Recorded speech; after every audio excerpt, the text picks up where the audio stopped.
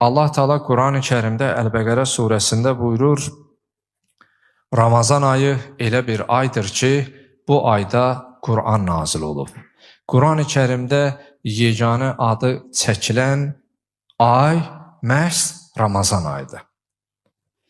Və bu Ramazan ayının özəl cəhətləri var, duasının, namazlarının, oruclarının, büsbütün savab fəzilətlərinə baxmış olsa, digər aylardan bu ən fəzilətli bir aydır.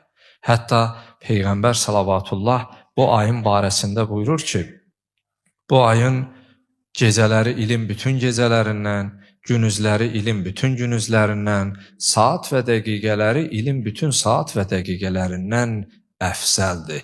Bir düşünsün ki, sən necə bir aydasan, necə bir gecədəsən. Buyurur, əvvəluhu rahmə, avsatuhu məğfirə və axiruhu itqun minən-nar.